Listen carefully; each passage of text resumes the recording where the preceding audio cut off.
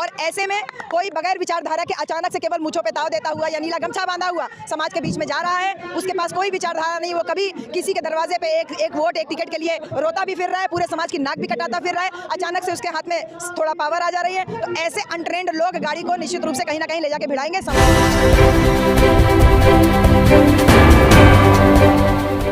एक आपने नीला रंग का दुपट्टा डाला हुआ है और नीले रंग का आजकल जो है वो फैशन बहुत चल रहा है। इस फैशन के बारे में ही मैं बात करना चाहूँगा कि कुछ लोग इस नीले रंग को देख करके, उस चश्मे को देख करके, उस पेन को देख करके, उस उंगली को देख करके उनको इतनी चिढ़ मच रही है कि संसद में वो ये बौखलाहट में ये बात कह रहे हैं कि क्या अम्बेडकर करते हैं, अगर भगवान का नाम लेते तो स्वर्ग में पहुंच जाते। स्वर्ग में पहुंचा कैसे जाता है मैं आपसे जानना चाहूँगा, क्योंकि आप प्रोफेसर हैं, आप लोगों को पढ़ाते भी हैं और इसमें आपकी अच्छी नॉलेज भी है। तो मैं ये जानना चाहूँगा कि अमित शाह जी को अगर स्वर्ग जाना हो, हम लोग तो स्वर्ग कैसे आएंगे जाएंगे वो एक अलग बात है, पर अमित शाह जी कैसे जाएंगे? देखिए, जिस स्वर्ग की हमारे माननीय गृह, तो आप ये जान लीजिए कि वो स्वर्ग जिसको किसी ने नहीं देखा, उसको मरने के बाद पाने की लालसा को संसद भवन के भीतर किया जा रहा है। यानी कि दो तरीके से अपराध हो रहा है। एक तो वैज्ञानिक दृष्टिकोण विकसित करना भारत के संविधान की मूल भावना है, उसके साथ खिलवाड़ भी किया जा रहा है कि स्वर्ग की जैसी एक कल्पना को संसद के भीतर डिस्कस करके। जिस स्वर्ग की बात माननीय गृह मंत्री जी कह रहे हैं, उसमें मरने के बाद ही पहुंचा जा सकता है, जीते जी आदमी नहीं पहुंच सकता। और जो वहां तक गया, उसने वहां से कभी चिट्ठी पत्री भेजी नहीं, तो आज तक पता नहीं चला कि वहाँ पे क्या होता है। लेकिन हाँ, हमारे बाबा साहब का नाम जो इतनी बार उन्होंने लिया, तो मैं ये ज़रूर कहती हूँ कि बाबा साहब का नाम लेने से उनको ये पुण्य प्रताप ज़रूर प्राप्त होगा कि उनको शायद पश्चाताप करने का मन करे कि उन्होंने जो करोड़ों दलितों, शोषितों, पिछड़े महिला लोगों के जो मसीहा हैं, जिन्होंने इस पूरे देश से, भारत देश से जो वो कलंक था, जो कलंक सवर्णों ने लिखा था, जैसे आज 25 दिसंबर है, आज के दिन जो मनुस्मृति जैसा विधान है जिसको बाबा साहब के निर्देशन में, बाबा साहब के नेतृत्व में जलाया गया था, ऐसे विधान को जो मानव को मानव से भेद कराती है, ऐसे कलंक को धोने का कार्य संविधान के द्वारा बाबा साहब ने किया। तो एक बड़ा कार्य बाबा साहब ने किया और वो एक स्वर्ग की अनुभूति प्रत्येक मानव जो कि दबा था, कुचला था, उसको एहसास कराया। अच्छा कोट पैंट टाई पहन के दिखाया, खाना अच्छा मिल रहा है, मान सम्मान मिल रहा है, अधिकार मिल रहे हैं, अपनी पसंद से नौकरी कर पा रहा है, अपनी पसंद से घर बना पा रहा है। तो जीते जी स्वर्ग की अनुभूति हमने बाबा साहब के संविधान के द्वारा की। और माननीय गृह मंत्री जी बाबा साहब का नाम इतनी बार उच्चारण किया है, तो निश्चित रूप से उनको भी कहीं ना कहीं सद्बुद्धि आएगी और वो पश्चाताप ज़रूर करेंगे। क्या उन्हें अभी भी पश्चाताप होगा या नहीं होगा कि उन्होंने जो शब्द कहा था एक ऐसे महापुरुष के लिए कह दिया जो पूरे वर्ल्ड में सूरज की तरह पूजा जाता है? जी हाँ, बहुत लोग हैं। इसके पहले भी एक उत्तर प्रदेश में एक मंत्री साहब थे, उन्होंने कहा था बाबा साहब की उंगली को इशारा करते हुए कि बाबा साहब कहते हैं कि ये ज़मीन भी मेरी है और उसके सामने खाली पड़ा प्लॉट भी मेरा है। अब मर्यादित टिप्पणी ये लोग लगातार कर रहे हैं क्योंकि ये बाबा साहब के विचार को तोड़ नहीं पा रहे हैं। डर तो सबको लग रहा है, चाहे उत्तर प्रदेश में जिनकी सरकार पहले रही हो उनको, चाहे जो मौजूदा केंद्र में सरकार रही है उनको। भय सबको बराबर लग रहा है, लेकिन आज ये भय हम जनता को बताना चाह रहे हैं कि ये भय बरकरार रहना चाहिए। और जिस प्रकार से आज का ये बौद्ध महोत्सव हुआ, जितना जनमानस यहाँ इकट्ठा हुआ, कल जिस प्रकार से भारत बंद हुआ, ये सारी बातें हमारे माननीय गृह मंत्री जी को सोचने पे और पश्चाताप करने पे मजबूर जरूर करेंगी। क्या आपको लगता है कि गृह मंत्री जो हैं वो अमित शाह जी जो हैं वो माफ़ी मांगेंगे, सदन में मांगेंगे या ट्वीट ही कर देंगे सिर्फ? देखिए, वो माफ़ी मांगेंगे कि नहीं मांगेंगे ये एक मतलब व्यक्तिगत उनका अपना निर्णय है, लेकिन हाँ, एक सामाजिक दबाव होता है और समाज लगातार दबाव बना रहा है। सिर्फ इसलिए नहीं कि माफ़ी मांगे, बल्कि इसलिए कि ये एक ऐसी टिप्पणी है संविधान निर्माता के ऊपर जिसको कि सूरज की उपमा दी जा रही। जैसा आपने अभी बोला कि बाबा साहब हमारे देश में पैदा होते तो हम उनको सूरज की उपमा देते। विदेश में बाबा साहब की जयंतियाँ मनाई जा रही हैं, लोग सिंबल ऑफ नॉलेज बाबा साहब को कह रहे हैं, नॉलेज डे के रूप में बाबा साहब के जन्मदिन को मनाया जा रहा है। तो कहीं ना कहीं उनके मन में ये बात आएगी और ये कहीं ना कहीं पश्चाताप किसी ना किसी रूप में तो ज़रूर सामने आएगा। जी, अगर वो माफ़ी नहीं मांगते हैं तो क्या लोग कह रहे हैं कि जैसे 2 अप्रैल में भारत बंद किया था, इस तरीके से आंदोलन करके हम बीजेपी को बिल्कुल नेस्तो नाबूद करने का काम करेंगे? देखिए, अब सारी रणनीति आप अपने मीडिया पर ही पूछ लेंगे, कुछ रहने भी दीजिए, कुछ रहने भी दीजिए।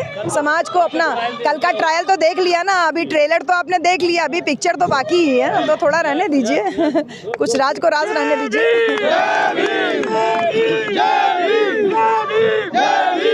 आज का जो बौद्ध महोत्सव मनाया जा रहा है, इसके लिए क्या कहना चाहेंगे कि इतनी तादाद में, यहाँ हज़ारों की तादाद में लोग पहुँचे हैं और समय समय पे अलग अलग जगहों पे ये कार्यक्रम होते रहते हैं, क्या ये और होने चाहिए या जो गवर्नमेंट जो रोकने का काम कर रही है उस पर ये बैन लगेगा क्या? मैं तो यही कह रही हूँ कि ये हज़ारों की नहीं लाखों की संख्या में भीड़ है, आप लोग थोड़ा चश्मा लगा के ठीक से दुरुस्त करके देखिए। आपको यहाँ से जहाँ तक देख रहे हैं ना, खाली आदमी आदमी नजर आ रहा है, लोग ही लोग नजर आ रहे हैं, इतना भारी संख्या में लोग हैं। एकदम एक जो मेला ऑन व्हील जो मान्यवर कांशीराम साहब का एक कॉन्सेप्ट था, सांस्कृतिक मेलों के आयोजन होते रहने चाहिए महापुरुषों के विचारधारा पे, वैसा ही एक जो मेला के रूप में ये बौद्ध महोत्सव आयोजित किया गया। ऐसे मेले अगर हमारा समाज इकट्ठा होकर एकजुट होकर सहयोग करे तो और जिलों में भी हम कर सकते हैं, क्योंकि कल्चरल चेंज के लिए ऐसा बौद्ध महोत्सव एक मील का पत्थर साबित होगा। और आज का जो बौद्ध महोत्सव में जो लाखों की संख्या में लोग मौजूद हैं, ये निश्चित रूप से बहुत ऐतिहासिक महोत्सव है। आज के प्रोग्राम में आपने बहन कुमारी मायावती जी के बारे में बहुत सारी बातें बताई। बीजेपी का यहाँ पर गवर्नमेंट है यूपी में, और यूपी में ही आप बहन जी के बारे में धड़ल्ले से बोल रहे हैं, आपको डर नहीं लग रहा? डर किस बात का भाई, जो जिनका नेता है उनके बारे में बोलेगा ही। अब हमारे जो माननीय गृह मंत्री जी को डर लग रहा था तो उन्होंने बोला कुछ बातें, अब हमें किस बात का डर? हमारे साथ तो भारत का संविधान है और हमारी बहन जी ने जो कार्य किए हैं हम उनको ही तो केवल बता रहे हैं। उनके साथ में हम ये भी बता रहे हैं कि एक पूर्व मुख्यमंत्री थे, उनका घर भी धोया गया जाति की वजह से, तो हम दोनों चीज़ें बता रहे हैं कि विचारधारा की ये लड़ाई है। और बहन जी ने जो कार्य किए, ग्रेटर नोएडा खाली इसको गौतम बुद्ध नगर बना के ही नहीं, वो तमाम विश्वविद्यालय, तमाम कॉलेज और तमाम यूनिवर्सिटीज़ इस्टेब्लिश करके बहुजन महापुरुषों के नाम पे जिले बना करके जो हमारी मान्यवर कांशीराम जो स्मारक बनवाया, बौद्ध विहार शांति उपवन बनाया, डॉक्टर भीमराव अम्बेडकर सामाजिक परिवर्तन स्थल, ऐसे तमाम जो क्रांतिकारी कार्य किए, इन कार्यों को जनता तक पहुंचाना ही हमारा उद्देश्य है। बहन कुमारी मायावती हमारी एकमात्र नेता है और मरते दम तक बहन जी की जो शासन की नीतियाँ हैं, जो बहन जी का अच्छा शासन है, उसको जनता तक हम लगातार पहुँचाते रहेंगे। बहुजन समाज पार्टी जो है वो बाबा साहब की और विचारधाराओं की बात करती है, पर वही बात अब अन्य पार्टी जो है वो नीली टी शर्ट, नीली साड़ी, नीला पटका, नीली टोपी पहन के भी कर रहे हैं। बाबा साहब अब इन्हें याद आ रहे हैं, पहले नहीं आते थे क्या? हाँ, तो डर तो है ही है ना, वो यही है ना, जिसको ख़त्म नहीं कर पाते उसमें वो घुल मिल जाते हैं, और जब घुल मिल जाते हैं तो घुल मिल के ख़त्म करने की कोशिश करते हैं। तो मैंने आपको आज एक कहानी सुनाई थी कि राजा राम और सीताराम की लड़ाई, ये राजा राम और सीताराम की लड़ाई के बीच में कांशीराम खड़े हैं बाबा साहब को लेकर के। तो जब बाबा साहब को लेकर साहब कांशीराम खड़े हुए हैं तो ऐसा वो घुल मिलने की कोशिश करेंगे, लेकिन विचारधारा की बात जब आएगी तो डर ही जाएंगे ना, क्योंकि संभल जिले का नाम चेंज हुआ, गौतम बुद्ध नगर का नाम चेंज हुआ, हापुड़ का नाम चेंज हुआ, कानपुर का देहात का नाम चेंज हुआ, संत कबीर नगर का नाम चेंज हुआ, रविदास नगर का नाम चेंज हुआ। नाम चेंज कर रहे हो यानी आप विचारधारा, तो जब विचारधारा पे आता आप आरक्षण का बिल फड़वा रहे हो, तो जब विचारधारा की बात आती है तो आप बैकफुट पे आ जाते हो, और जब आपको हथियाना होता है तो आप संविधान का भय दिखाते हो, नीला टी शर्ट पहन के रहते हो, बाबा साहब का फोटो लेके संसद में घूमते हो, संविधान की प्रतियां लेके। आप एक भाई कह रहा है ऑस्ट्रेलिया में कि संविधान आरक्षण खत्म कर देंगे हम ऑस्ट्रेलिया में, और बहन संसद में आकर के बाबा साहब के संविधान को लेकर के शपथ ले रही है। इतना गजब का नौटंकी और ड्रामा चल रहा है। ये बहुजन समाज एक संक्रमण काल में चल रहा है, ट्रांजिशन फेज में है। अगर आप और हम जिम्मेदारी लेकर के एक दिशा निर्देश दें तो हम समाज को संभाल ले जाएंगे और कभी इनका प्रभाव हम पे नहीं पड़ेगा। लास्ट सवाल ये है कि पूरे समाज को आप क्या एक संदेश देना चाहेंगे, क्योंकि कुछ लोग जो हैं वो अनभिज्ञता में घूम रहे हैं? हम यही कहेंगे कि अगर किसी को गाड़ी चलाना आता है और उसको ड्राइविंग सीट पे बैठाइए तो वो गाड़ी को लेकर के आपको सही जगह पे, लक्ष्य पे पहुंचा देगा। लेकिन किसी को गाड़ी चलाना नहीं आता और उसको ड्राइविंग सीट पे बैठा दीजिए तो कभी इधर घुमाएगा और गाड़ी ले जाके लड़ा देगा। तो विचारधारा से लैस अगर कोई नेतृत्व है तो वो बहन कुमारी मायावती जी, जिनको मान्यवर कांशीराम साहब ने तैयार किया।